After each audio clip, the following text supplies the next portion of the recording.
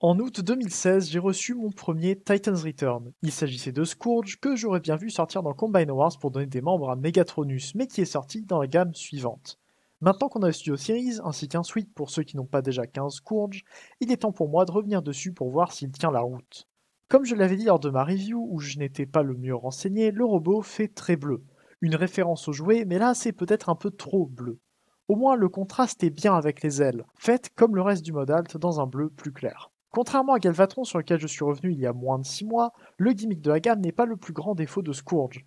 Certes, sa tête est un visage sur un cube trop large et ça lui donne des proportions bizarres, mais au moins il y a de la couleur, une moustache et la pièce en haut du casque qui s'étire pour donner ce détail en plus. La fixation de la tête fait partie des pires de la franchise, mais j'ai réussi à régler ça sur le mien, donc je n'y pense même plus. Les articulations sont évidemment au niveau de ce qu'on avait à l'époque, sans rotation au bassin ni aux chevilles, mais au moins les ailes sont articulées sur deux axes. L'arme de Scourge est le fauteuil habituel pour Titan Master, mais il peut aussi prendre le réacteur central de son mode alternatif pour le mettre dans sa main, ce que je préfère. La transformation est assez intéressante, notamment pour ce bras central qui s'étire du torse, mais elle reste très simple tout en donnant un mode alternatif assez géant. Ce mode bateau a un avantage sur les deux autres essais officiels de ce mode alternatif grâce à son cockpit qui donne un sens au vaisseau. Vous verrez bientôt ce que je pense du Studio Series, mais j'aime bien cette légère réinvention qui donne de petites ailes et une vitre à quelque chose qui n'avait rien d'un véhicule au départ.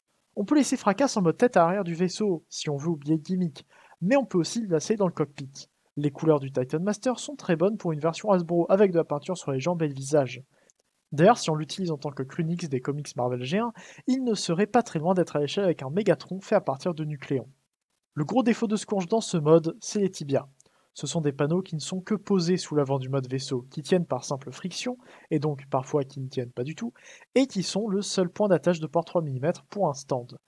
Autant dire que ça ne tient absolument pas, et que la présence de telles pièces sous le vaisseau est assez moche. Mais pour le reste, Scourge est un Deluxe un peu simple qui peut encore bien tenir son rôle de sweep derrière un Scourge Studio Series.